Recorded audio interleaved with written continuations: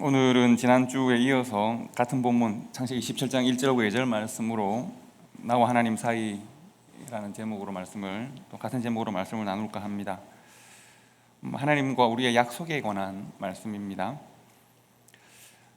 사랑의 약속이라는 그 단편 소설이 있습니다. 이게 아주 달콤한 소설이어서 꽤 유명합니다. 술라이스 이슈키셔라고 하는 작가가 세계 2차 대전을 배경으로 아주 작품을 썼습니다. 주인공은 브랜드포드라고 하는 공군 중위입니다. 비행기 조종사입니다. 치열한 전쟁터에서 이렇게 생활을 하면서 뉴욕에 있는 한 만나지 않았던, 아직도 한 번도 본 적이 없는 여인과 편지를 주고받으면서 사랑을 꽃피웠습니다. 전쟁이 끝나고 이제 이 소설의 시점은 지금 이제 곧 그랜드 센트럴 역에서 오후 6시에 아무도 만나지 못한 여인을 만나기로 한 것이죠. 브랜드포드 중에 이제 여인을 만날 것입니다. 서로 사랑하게 되었습니다. 편지를 통해서 서로 마음을 서로 주고받아 사랑하게 되었습니다. 상상만 하던 여인을 이제 만날 것입니다. 소설의 앞부분을 그대로 인용하면 이렇습니다. 앞부분 내용입니다. 브랜드포드 중위는 최악의 전투가 벌어지던 그날 밤이 떠올랐다. 그때 그 전투기는 일본군 제로 전투기 무리의 한가운데 갇혀 있었다. 이빨을 드러내고 웃는 적군 조종사들의 얼굴이 보였었다. 그가 보냈던 편지들 중 한 장에서 그는 종종 공포를 느낀다고 털어놨었다. 그리고 전투가 있기 며칠 전에 그는 그녀의 답장을 받았었다. 공포를 느끼는 것이 당연하지요. 모든 용감한 남자들이 다 그래요. 성경의 다윗 왕이 공포를 몰랐을까요? 그 때문에 다윗 왕은 시편 23절을 쓴 거예요. 다음에 만약 공포를 또 느끼신다면 이 글을 낭송하는 제 목소리를 한번 상상해 보시기를 바라요. 내가 사망의 엄침한 골짜기로 다닐지라도 해를 두려워하지 않을 것은 주께서 나와 함께 하심이라. 주의 지팡이와 막대기가 나를 안위하시나이다. 그는 비행을 할 때마다 그녀의 말을 떠올렸었다. 상상의 그녀의 목소리를 들었던 것이다. 그녀의 목소리는 늘 새로운 힘과 용기를 북돋워 주었다. 이제 곧 그녀의 진짜 목소리를 듣게 될 것이다. 이렇게 소설 내용이 이렇습니다. 달짝지근하지 않으십니까? 두 사람은 어떻게 인연이 되었냐 하면 소설 내용에서 브랜드포드 중위가 훈련을 받으면서 이제 인간의 굴레라고 하는 서머셋 모험의 그 소설책이 있습니다. 인간의 실존에 관한 고민을 하는 책인데 그 책을 읽었는데 그 책 중간중간마다 누군가가 자기가 느낀 감상이나 이런 것을 꼭 빼곡하게 메모를 적어놨습니다. 누가 이렇게 열심히 책을 읽었을까? 그런데 메모가 너무 인상적이니까 왜 그 모든 미국 도서관에서 빌리는 책은 책 앞 표지에 보면 뒷면에 카드가 꽂혀 있지 않습니까? 그래서 그 필치를 비교해서 그 빼곡하게 메모를 남긴 사람이 홀리스 메이넬이라는 여자라는 것을 알게 됩니다. 그리고 어디서 책을 빌렸을까를 보니까 뉴욕입니다. 그래서 이 사람이 뉴욕 전화번호부를 다 뒤져서 동일한 이름을 찾아서 혹시 당신이 이 책에 메모를 남긴 사람인지 모르겠지만 편지를 받으신다면 답장을 주시기 바랍니다 하고 편지를 보냈는데 홀리스 메이넬이 답장을 줬습니다. 그래서 인연이 되었습니다. 전쟁터에서 날마다 생명 위기를 느끼는 환경 속에서 편지를 주고받으면서 생수와도 같이 위로를 얻으면서 사랑을 키워냈습니다. 전쟁이 끝나면 살아서 꼭 만난다고 약속을 했습니다. 그런데 이상하게 홀리스 메이넬이 사진을 보내주질 않는 겁니다. 자기는 부지런히 사진을 찍어서 보내는데 브랜드포드 중위는 사진을 보내도 홀리스 메이넬은 사진을 보내주지 않습니다. 제 외모나 제 모습 때문에 저를 사랑하지 마시고 제 내면을 사랑해 주세요. 뭐 이런 것이었습니다. 그래서 드디어 이제 만나기로 한 그날 브랜드포드 중위는 자기들의 만남이 인연이 되었던 인간의 굴레라는 책을 들고 있기로 하고 홀리스 메이넬은 장미를 한 송이 꽂고 나오기로 했습니다. 서로가 그 많은 인파 중에서 그 장소에서 서로의 표지를 보고 딱 만나면 되는 것입니다.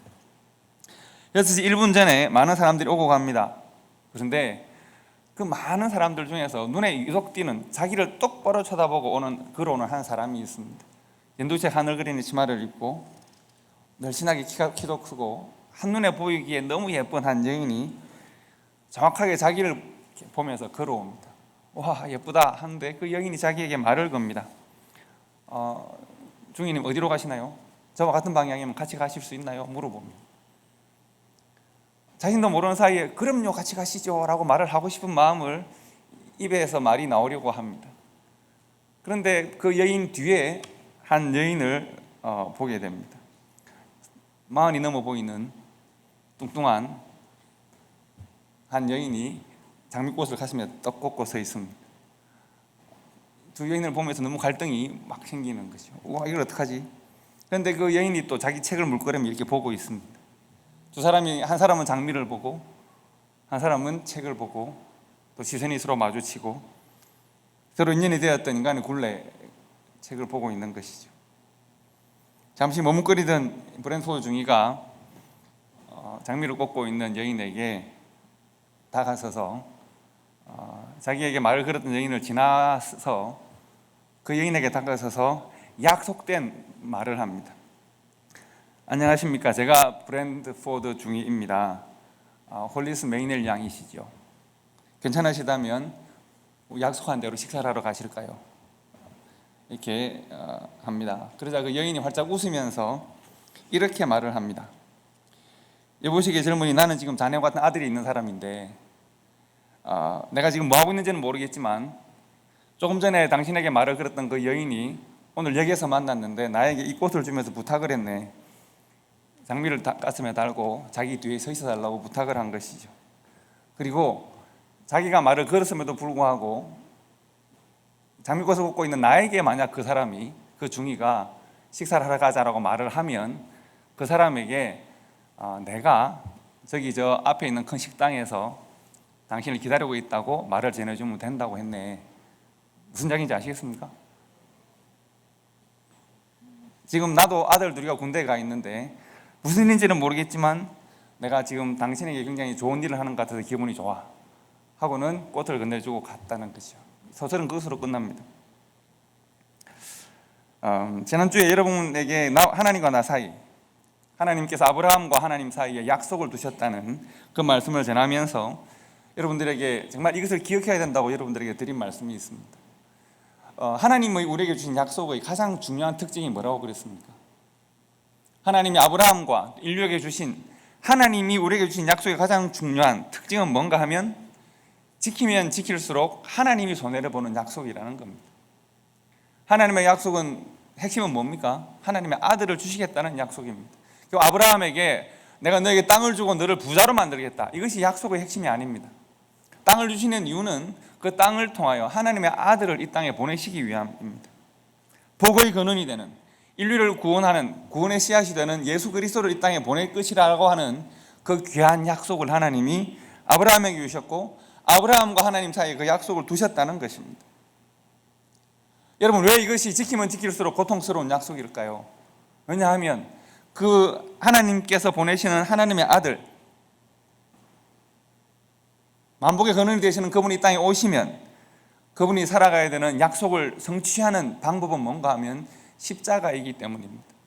하나님의 아들이 이 땅에 오는 것으로 끝나는 것이 아니라 그 아들이 이 땅에 와서 영광을 얻고 기쁨을 얻고 모든 사람의 칭송을 받는 것으로 끝나는 것이 아니라 그 아들이 이 땅에 와서 십자가에 달려 죽을 것이기 때문에 그렇습니다. 그래서 하나님은 그 약속을 아브라함에게 이미 주셨고 아브라함이 그 약속을 잊거나 그 약속에 대한 믿음이 흔들릴 때마다 하나님이 아브라함에게 찾아오셔서 그를 흔들어 깨우시고 나는 반드시 약속을 지킬 것이다, 나는 반드시 약속을 지킬 것이다 라고 말씀하십니다.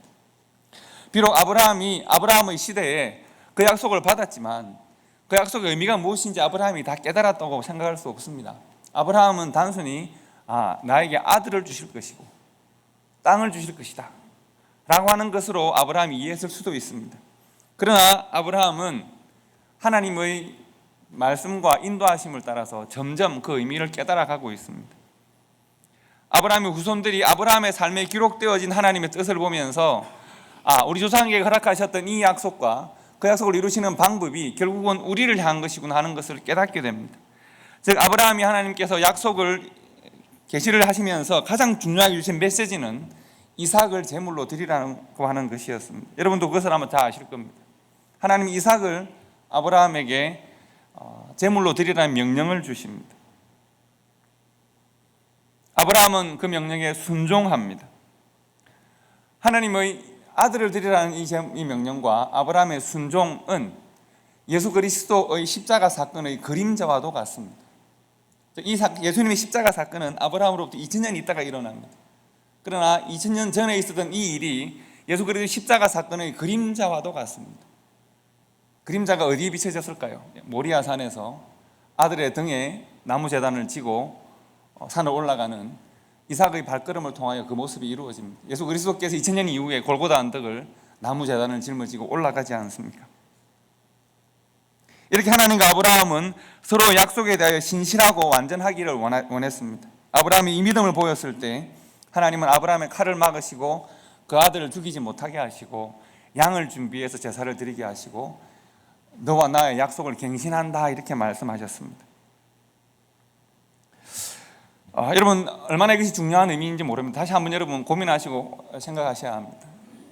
이삭 제사, 이삭을 제사드리라고 하는 이것은 예수 그리스도의 십자가의 그림자입니다.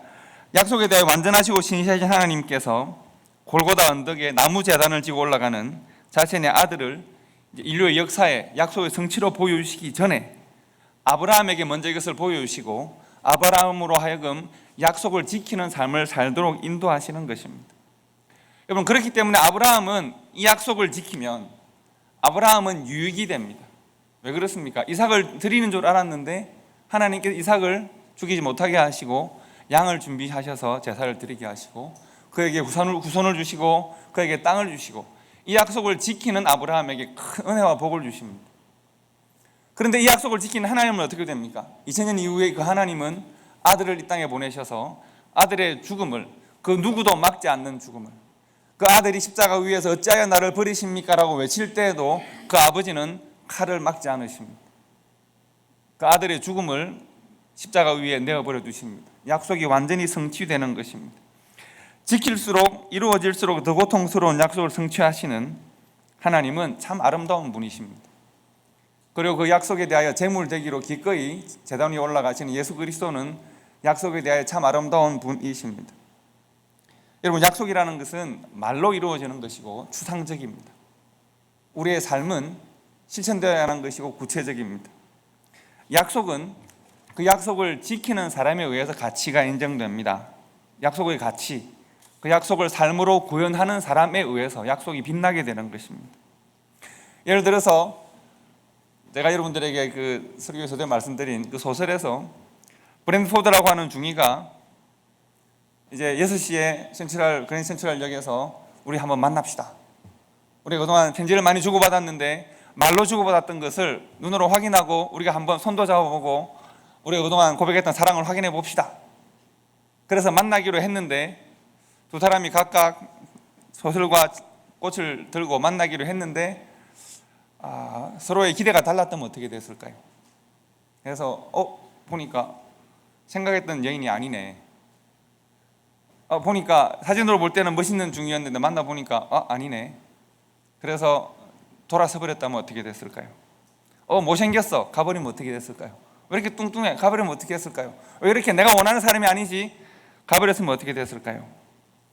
말씀드린 대로 약속은 말로 이루어지는 것이지만 그것이 육신이 되었을 때, 그것이 삶이 되었을 때 가치가 빛나는 것입니다. 성경은 말씀이 육신이 되어 우리 가운데 임하심에 하나님의 영광이 충만했다고 했습니다. 하나님의 약속의 말씀이 예수 그리스도라는 육신이 되어 우리에게 임하시고 온 세상 가운데 하나님의 영광이 충만한 것입니다.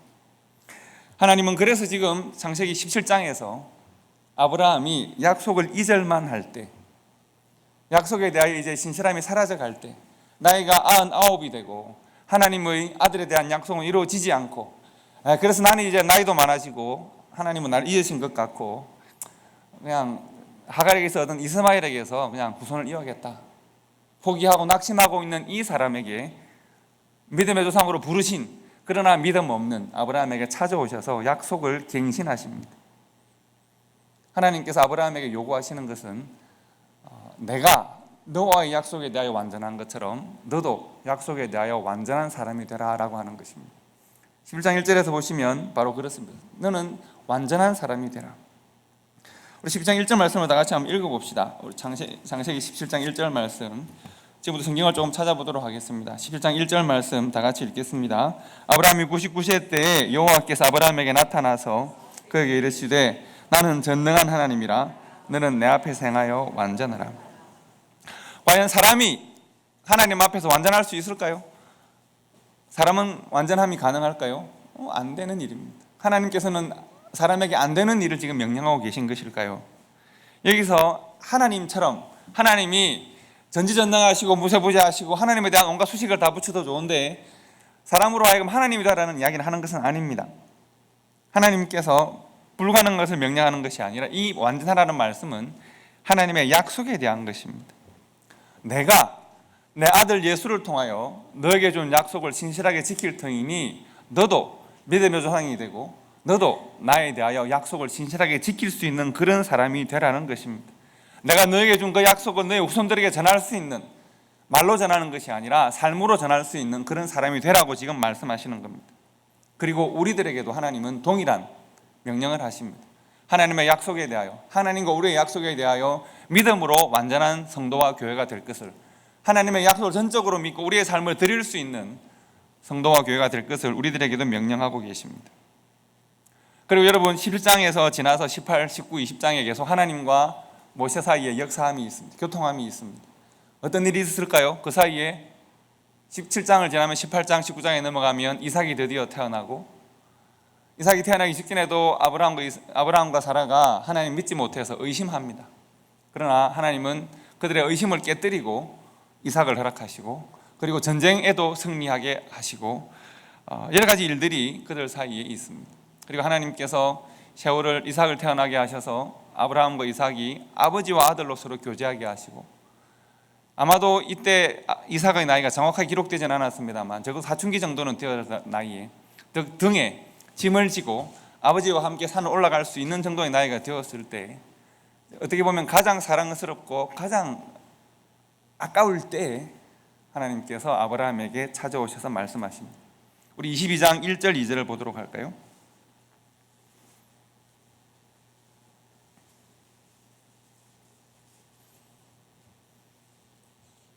창세기 22장 1절과 2절을 다 같이 읽겠습니다. 그 일 후에 하나님이 아브라함을 시험하려고 그를 부르시되 아브라함아 하시니 그가 이르되 내가 여기 있나이다.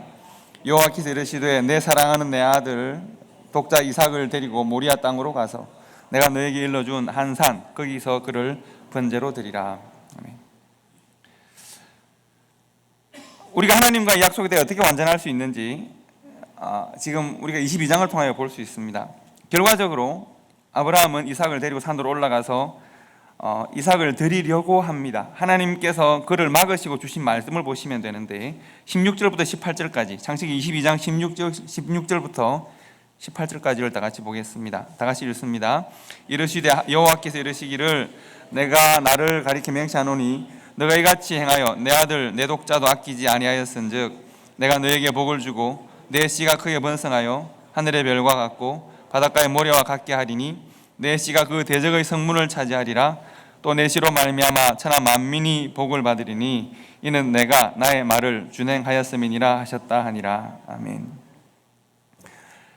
아브라함이 하나님께서 갈대아굴에서 그를 불러내실 때 그때부터 믿음이 완전하였던 것 아닙니다. 그때부터 100점 믿음을 가졌던 것 아닙니다.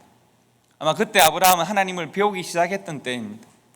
아브라함이 이삭에 대한 예언을 들을 때 75세 때 90세 때 아브라함이 하나님으로부터 여러 가지 예언을 갱신하는 이야기를 듣습니다. 그러나 그가 그때 하나님 앞에서의 믿음이 완전했던 것 아닙니다. 그가 삶으로 하나님을 부정했던 적도 있습니다.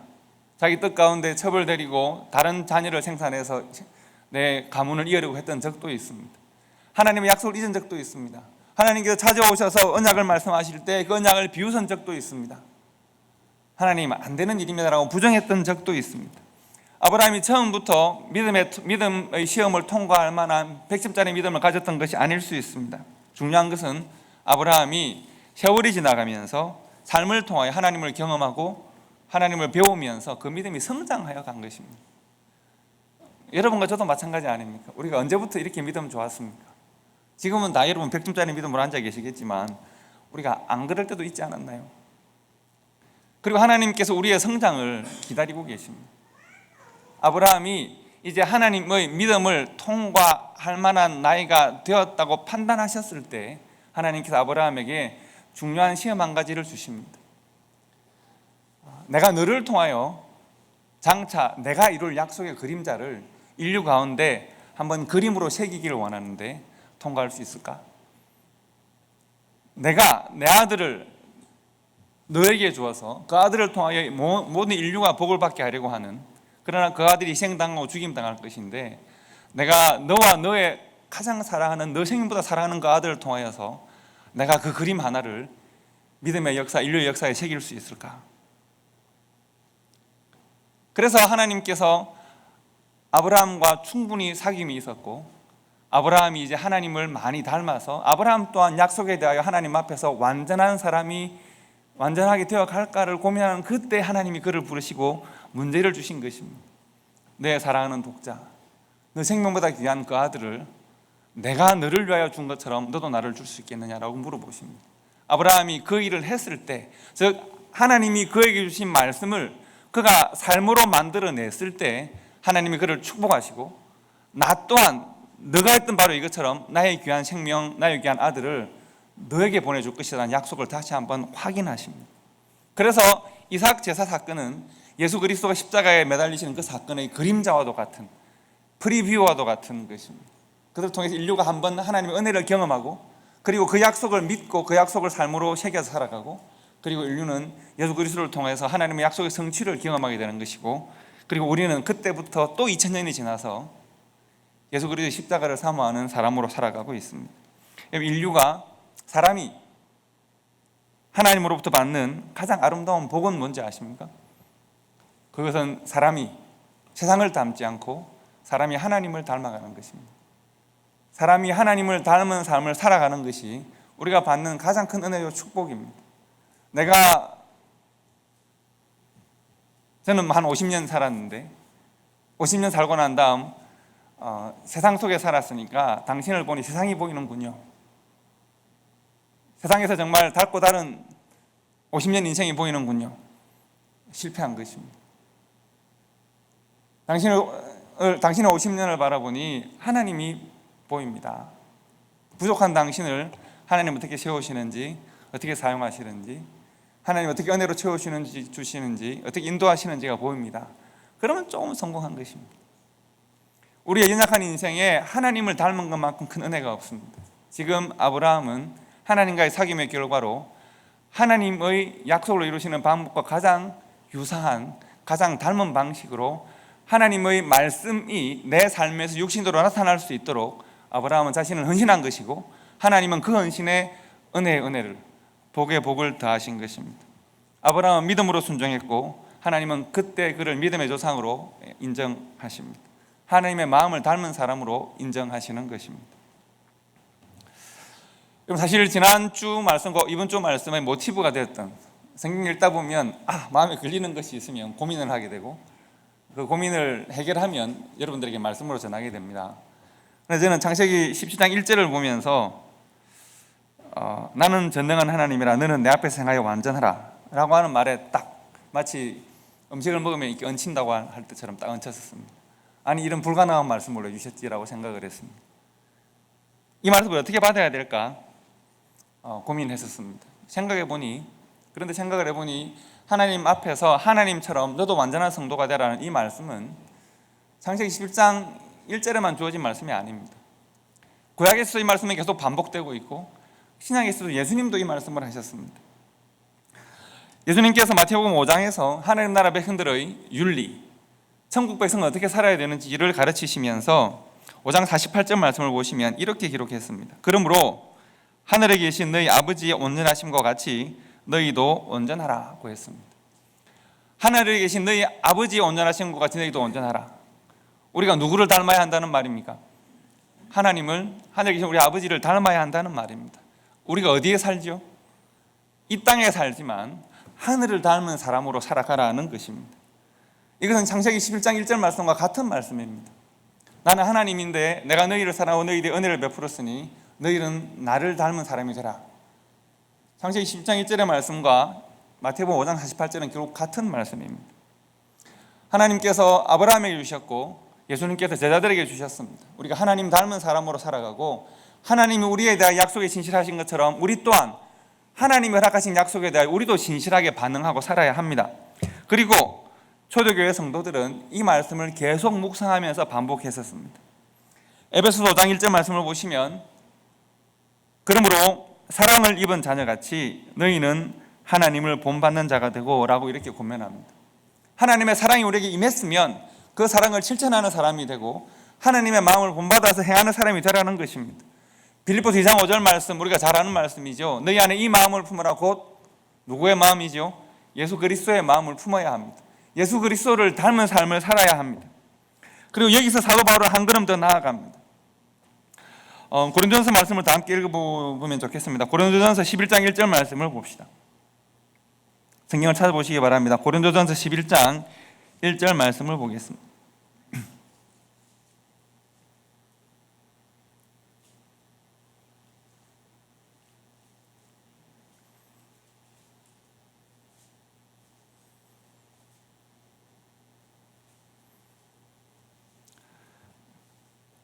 11장 1절 말씀 다 같이 읽겠습니다. 내가 그리스도를 본받는 자가 된 것 같이 너희는 나를 본받는 자가 되라. 아멘.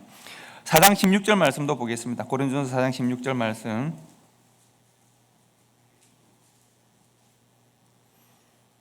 다 같이 읽겠습니다. 그러므로 내가 너희에게 권하노니 너희는 나를 본받는 자가 되라. 아멘.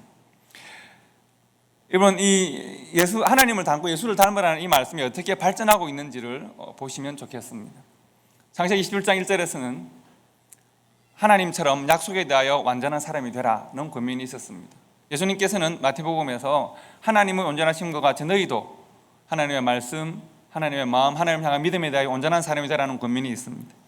그리고 서신서로 넘어가니까 사도 바울은 어떤 이야기를 하느냐 하면 하나님의 마음을 품으라, 그리스도의 마음을 품으라, 하나님의 사랑을 받는 자녀같이 하나님 안에서 온전한 하나님을 본받는 사람이 되라, 이렇게 권면했었습니다. 그리고 좀 더 도전적인 권면이 있습니다. 고린도전서에 보니까 내가 예수를 본받는 자가 된 것처럼 너희는 누구를 본받으라고요?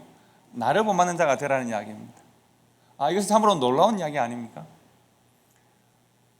이 과정을 통해서 성도들은 사도 바울을 보는 것이 아니라 사도 바울 안에 있는 예수 그리스도의 모습을 보는 것이죠. 그래서 교회와 성도는 하나님을 본받는 사람이 되어야 합니다. 하나님의 약속에 대해 온전하심 같이 우리 또한 하나님이 우리에게 주신 약속에 대해 온전하기 위하여 노력해야 합니다. 우리가 하나님의 온전하신 약속을 우리 또한 이루는 성도로 살아가야 합니다. 그리고 우리 다음의 사람들이 우리를 보고 마치 성도와 교회가 사도 바울을 본받는 것처럼 우리도 그렇게 해야 된다는 말씀입니다. 이 말씀이 어디에 나타나느냐 하면 빌립보서 3장 17절에 나타나고 있습니다. 우리 성경을 한번 더 읽어보겠습니다. 빌립보서 3장 17절 말씀을 보겠습니다.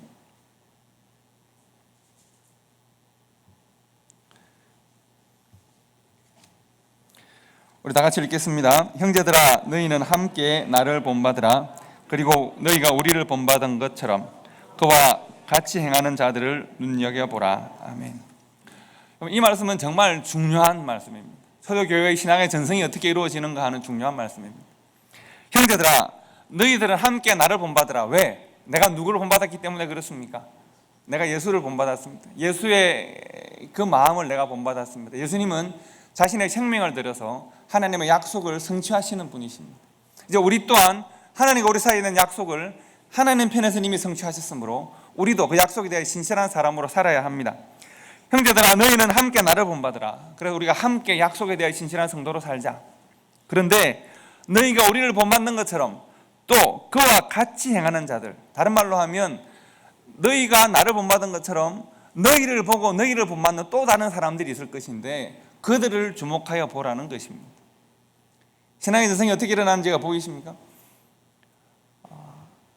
하나님께서 이 땅에 예수 그리스도를 보내시고 약속을 이루십니다. 사도들과 초대교회는 예수 그리스도를 보고 그 마음을 품고 예수 그리스도를 본받습니다. 우리도 약속을 이루는 사람이 되고자 노력합니다. 그리고 그들이 복음을 전합니다. 복음에는 1세대가 생기고 2세대가 생기고 3세대가 생깁니다. 복음이 전거되어지는 그 사람들을 보라는 것입니다. 그 사람들을 통하여 하나님의 약속이 어떻게 이루어지는지를 보라는 것입니다. 한 사람이 하나님의 말씀을, 하나님의 약속을 삶으로 육신으로 이뤄냈을 때 그 육신으로 이뤄내진 그 말씀, 삶으로 기록되어진 그 말씀을 보고 수많은 사람들이 다시 그 약속을 본받는 사람으로 살아가는 그 현장, 그 놀라운 트랜지션의 현장을 눈여겨보라는 것입니다. 그것이 곧 복음이 전거되는 현장이고 그것이 곧 선교의 현장이기 때문에 그렇습니다. 창세기에서 하나님의 완전하심과 같이 아브라함도 약속에 대하여 완전하라고 고면하셨습니다. 하나님이 주신 약속에 대해 아브라함이 신실한 믿음으로 살아야 합니다. 아브라함이 그 믿음으로 반응합니다. 내게 가장 소중했던 내 아들을 드릴 수 있는 믿음까지 이루었을 때 하나님께서 복에 복을 더하셨습니다. 예수님 또한 천국 백성이 그래야 된다고 말씀하십니다. 하나님을 본받는 자가 되자고 말씀합니다. 서신서에서 예수님이 가르치는 이 말씀이 예수님을 본받는, 예수님의 마음을 품는, 예수님을 따라 행하는 수많은 제자들로, 사도들로, 그리고 성도들로 나타납니다. 사도들이 예수님의 마음을 품습니다. 닮아갑니다. 사도들이 가르침을 받는 교회와 성도가 그들을 또한 닮아갑니다. 그렇게 예수 믿는 믿음과 허락하신 약속으로 살고자 하는 거룩한 의지가 이웃들에게, 구손들에게 계속 전승됩니다. 하나님의 약속이 예수를 통해서 육신이 되고 여러분과 저를 통하여서 2000년 지난 여러분과 저를 통하여서 말씀이 육신이 되어졌고 육신은 또한 육신으로 된 그 말씀이 우리의 삶에서 삶으로 실천되는 것입니다. 여러분, 재미있는 대칭 아닐까요? 예수 그리스도께서 나무 십자가를 지고 자신이 제물로 드릴 제단을 지고 언덕을 올라갑니다. 그로부터 20년 전에 모리아산을 이삭이라는 소년이 등에 짐을 지고 자기가 제물로 드릴 짐을 지고 올라갑니다. 그런데 그로부터 2000년 예수님으로부터 2000년 이후에 렌즈델이라는 산에 여러분과 제가 이렇게 올라가고 있습니다. 우리의 등에 우리 자신의 삶을 하나님께 약속으로 드릴 수 있는 믿음을 우리가 가지고 있어야겠고, 아브라함이 가장 귀한 것을 하나님 앞에 약속으로 드려서 하나님의 약속을 이루는, 약속을 아름답게 하는 한 사람으로 살았던 것처럼 우리 또한 하나님의 우리를 향하신 귀한 구원의 약속과 하나님의 인류를 향한 그 약속들이 말씀이 우리의 삶을 통해 육신으로 되어질 수 있는지에 대한 우리들에게 어떻게 보면 시험을, 질문을 던지고 계신 것입니다. 예수님께서 약속을 이루신 지 2000년이 지나서 우리의 삶에서 그 약속은 어떻게 이루어지고 있습니까? 우리 또한 우리의 십자가를 지고 세상의 모든 가치 있게 여기는 것들을 제단 앞에 내려놓고 우리를 부인하고 자기 십자가를 지고 주님의 뒤를 따르는 한 사람으로 살고 있는지에 대한 깊은 고민과 기도와 결단이 있어야 하겠습니다. 우리 또한 약속을 삶으로 이루어내는, 하나님과 우리의 언약을 삶으로 이루어내는 성도와 교회로 살고 있는지 우리가 고민할 수 있겠습니다. 여러분, 약속은 사람을 통하여, 사람이 그 약속을 삶으로 실천할 때 약속은 그 약속의 영광을 얻습니다. 아브라함과 같은 믿음과 순종으로 하나님 우리에게 주신 구원의 약속을 우리의 삶으로, 주신 이 말씀을 우리의 삶으로 하나님께 영광 돌릴 수 있는 교회와 성도가 되시기를 주님의 이름으로 축복합니다. 기도하겠습니다.